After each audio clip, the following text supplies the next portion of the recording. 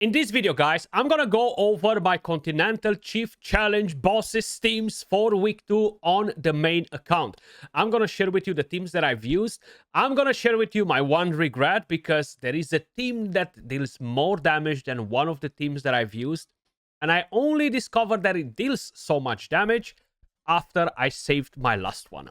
But maybe some of you guys will be just in time. Before we get into it, if you guys enjoy the content, do me a favor, smash a like, subscribe to the channel. It really helps a lot. I was gonna say something else, that's why I kind of like stuttered there. It's not like I'm Eminem or anything like that. We do have a giveaway going on. That's kind of like what I was gonna say as well. Make sure you guys jump in Discord. We started the giveaway, and you're gonna be able to earn Hellelite dice, gems, and some other goodies. So it's kind of like a no-brainer. Plus, we have an awesome community. Then, let's dive straight into the event. Lunar Halo Radiance, Continental Challenge, Week 2. This is what I've attacked so far. I do want to start by saying that I've got absolutely demolished this week because of Irzillas. Not because of him, but because of the team that everybody's using on it. And so far, this season, my experience with farming gear has been absolutely rubbish. Okay, the gear that I've been getting day after day after day transformed into silver or into gold or the other currency because I barely kept anything. Okay, and my gear is just bad. I know some of you guys maybe are even more unlucky than me, but having 50% more crit damage on Duram versus Irzillas with this team, it means you're doing 100 more million damage. Okay, so I got destroyed. Right now I'm rank 6. Probably I will be somewhere at around rank 9 by tomorrow. My goal of getting top 5 is not happening. So this is what we've got. 683 million damage with my burn team versus Irzillas. I will show you builds, skill timing, and everything else, but first I'm just quickly gonna show you what we have right here. So this is the build that I have on my Duram. Really not that great, okay? But not that bad either. We have 258 crit damage, almost full crit rate. We have almost 5,000 more attack on top of his base stats. So that is definitely decent, okay? Then, moving on to the next team. We attacked Talwer. We attacked it with Thunderbolt. 554 million damage. Pretty good. We gain around 20 plus million damage since last week with this team without really actually investing into anything.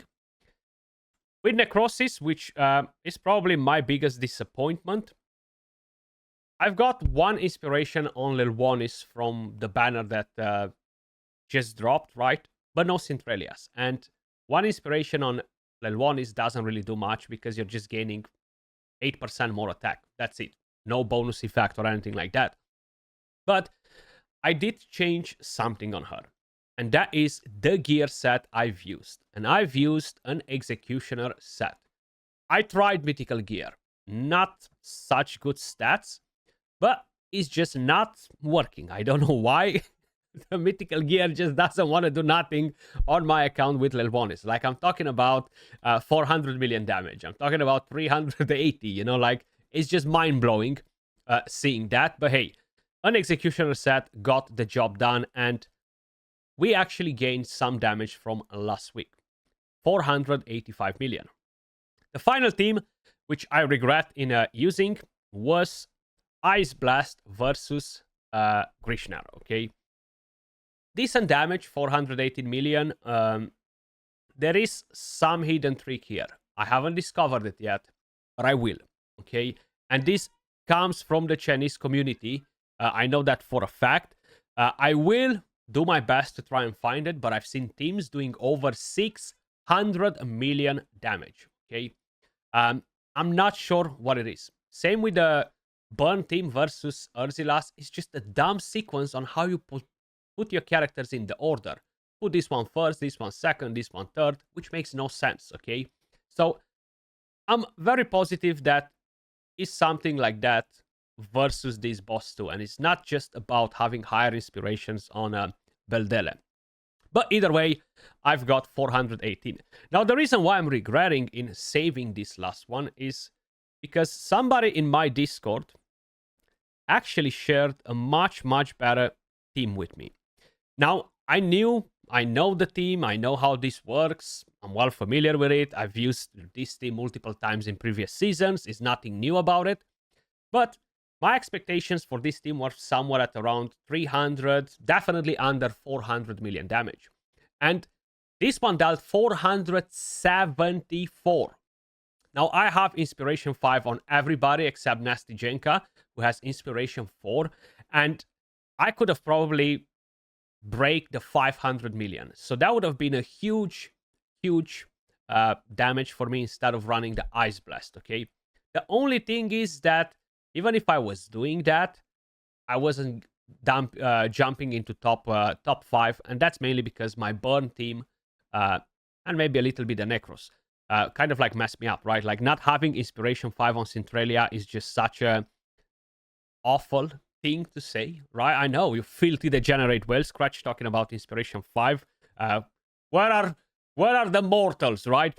But it makes a huge difference. I'm talking about insane difference, right? So we're gonna go over my teams in a second. I'm just curious what the top dog did on my server, right?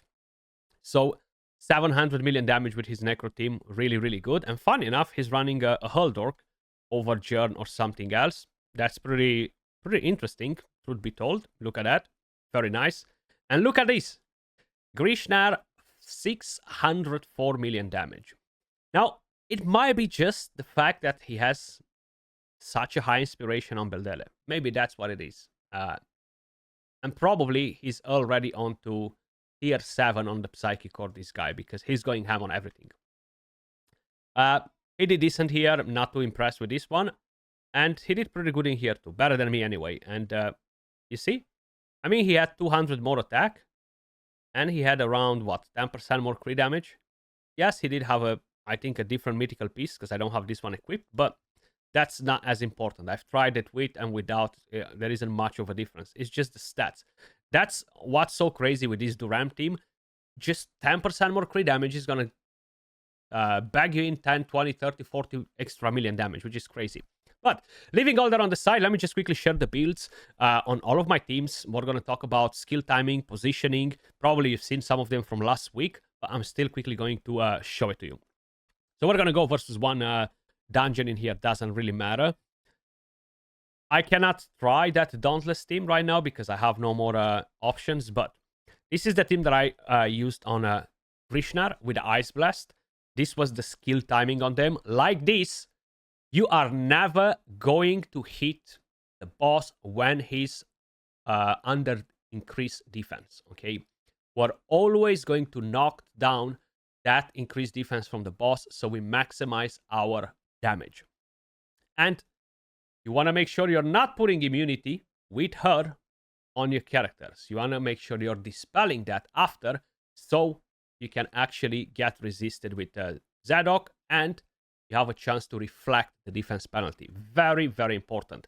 Positioning for this team, it does not matter, okay, whatsoever. It's not important, not relevant. Let's quickly talk about the builds, the talents. So this is my Vinyara build with a Prismatic Cloak and an Emissary set and one of these pieces. Now, because you are using this piece, you want to try and have the lowest HP on your Beldele. So she gains the shield to push the damage more, right? Because she's not going to shield your entire team, only the ally with the lowest HP. So you want that to be Beldele to squeeze in even more damage. Then, we're going to run Irzillas with the Solar King's Horn with the Brotherhood set. I have some skill haste on her, but I completely changed my mind when I actually realized that, you know what? That's going to be pointless. I don't need her to move on a 18-second cycle or anything like that because I need her to dispel the defense down. Even though this could be nice to gain the healing, right? For the horn to really pop off. But you're at a risk where if I'm going to use this, I might mess it up because the boss will go on a 20.5 seconds rotation and you can't stop that. So if I'm going to put her on 18 seconds or 16 seconds, no matter how I'm doing it, she's going to desync and she will put that immunity when you don't need to have it on. So it's kind of like a knife with two sharp edges. No matter how you're doing it, is not that good. We have Zorak, not Zadok, sorry, Zorak. On a Puppeteer with the Titan Reap, we have one of the Crimson pieces on him as well. And these are the stats on him. High attack, the higher, the better.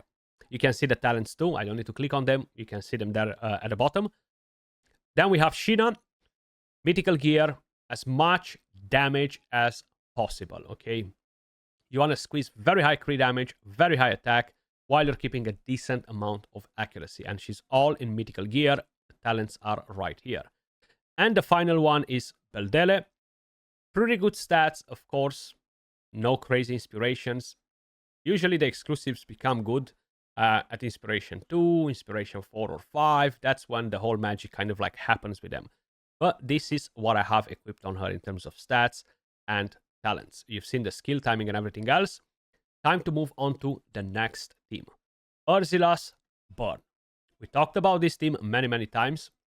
And it's very important, the positioning, okay? So you're going to want to basically put them in this order. Remove everybody, okay? Remove everybody. And let's just imagine that these characters are not on the board now, okay? You're going to start with the first one. You're going to put the Ram right here. You're going to take Carve. You're going to put him right here. You're going to take him. You're going to bring him right here. You're going to take him. You're going to bring him right here. And then you're going to bring him right here. This sequence is what makes the boss to somehow keep all of the ads in a smaller box so you can hit all of them, okay? Don't ask me why. I still don't understand it. I don't think anyone does. But that's the positioning. In terms of skill timing, we have the following, okay? And you see what I'm running. I'm running the Wave Breaker. I did use the exact same thing for the Ice Blast team too. But these are the skill. This is the skill timing. Pretty important. And in terms of builds, let's start with Duram. So that's my Duram. Actually, this is not the build that I've used. I think I changed the helmet. And I forgot to save it over. But I got 380 with the exact same build before. As much crit damage and attack as possible, while you're still keeping at least 150% accuracy. You see the talents? Then this is Carve, Brotherhood, the Pipe Organ. These are the talents. Then we have Thorin, Ancestral Protection. We have the Pipe Organ, the Horn, and these are his stats. You do need to have enough skill haste to make sure he's going to be able to move on an 18-second rotation. If you do not have enough skill haste, you're going to have to change the artifact to the Gatekeeper Staff or something that will give you enough ultimate energy. Then this is my Alminster on a Puppeteer with the Titan Rib. That's why you need the skill haste on Thorin, because Thorin will not be getting the ultimate energy from the Puppeteer because he's a different elemental affinity. With the Titan Rib. And the final one is Biggs on an Emissary with the Witch's Remains. Okay, you've seen the skill timing and everything related to this team. I am using the Enlightenment Aura for this one. Running the Resistance is pointless. Moving on to the next team, we have Alton Necrosis. That's what I'm running right here. Now, I did use the Executioner set, so I can quickly change that. But first, let me show you the positioning. So you're going to have them positioned like this. The bird, it doesn't matter. It can be there. She can be there. Completely irrelevant. You want to make sure they are all surrounding Jern, so they all gain the ultimate energy. Skill timing, we have the following. I haven't really changed anything since last week. I cannot change the Tidal Surge for the attack because I'm not going to survive. I've tried quite a few different things. I've tried running different support characters instead of Jern to see if I can shield, stay alive. But without Chrysos, no chance. Okay, Chrysos will boost your damage by quite a bit, but I don't have him. But that's the skill timing. So in terms of builds for Lelwanis, I had the Gambler set. I think I managed to get 382. I did have a few different ones, like the Mythical Gear. You can see the stats changing with the Mythical set. So I basically lost 8% 3 damage with the mythical gear, and the damage was trash. With Executioner, I gained 22% 3 damage, 175% attack. So that's why this performed better than the mythical gear or the gambler set for me. When I was doing it, I just remember, wait, last season I did the exact same thing. So I squeezed a bit of more damage with her, but that's pretty much it with the Necrosis team. I'm quickly going to show you all of the builds so you can see the talents. This is John right here, not max talents. Very important to have that set on him, the Moonlights. Puppeteer on him. We have the Drugo's Blast Jar, Healing Piece because he's going to be like the main tank. Brotherhood set. And we have an Emissary set. The final team, which should be the Thunder. So this is pretty damn important as well in terms of positioning, okay? So basically, the boss will spawn the mushrooms, right? So you're going to put Ogok in the middle. You're going to put him here. You're going to put Shine Ashtak here. You're going to put him there. And you're going to put her right here at the back, okay? Like this, she's not going to miss so much defense down. These ones can be spawned whatever. It doesn't really matter. I am running the Enlightenment Aura with it.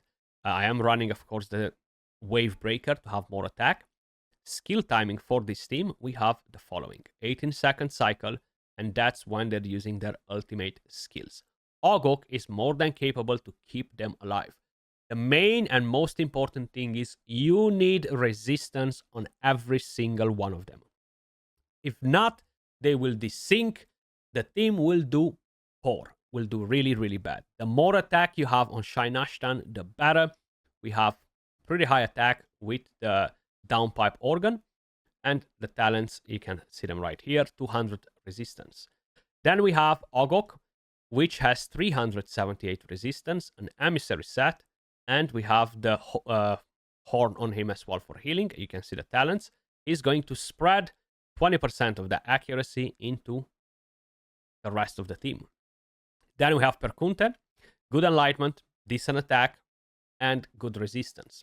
226, all in mythical gear. Then we have Nissa on a Brotherhood set, and she is running with the Witch's Remains. And you might be wondering, why not running a different set? Why not putting the Emissary on her? You know what? I don't think I need to, but thinking about it right now, actually I'm running the Emissary on Ogok. For whatever reason, skip that. I thought that I was running the Emissary on Haldi, but in fact I'm running the Puppeteer on him, so my bad. Ignore all that part. Basically, he's running a Titan Reap with high resistance too. But everybody needs that resistance. This piece is only equipped on Nissa and on him. Like this, I can give him the Emperor's Might. 10 seconds after a character that deals derivative damage activates this, bang, you're going to deal damage for 12 seconds. Everybody else. So it doesn't matter who has that piece, okay? I just wanted to basically mention that again. But that's pretty much it in terms of my 4 teams. My regret, hopefully, it might save you. Okay, tomorrow, with the new rotation, I will be doing my Dauntless because I do need to run it now. I really thought that I'm not going to break 400 million with the Dauntless based on my previous experience with what I had in the last season and just overall in general. But for my surprise, it seems like the Dauntless team can absolutely kick ass versus John. But you do need Zephy. Without Zephy, you cannot stay alive till the end. That being said, appreciate every single one of you guys watching. Much love. And I think I've mentioned it. If not, I will say it again. I will leave the team codes in the pinned comment so you guys can just pick them up. And I will catch you all in the next one. Peace.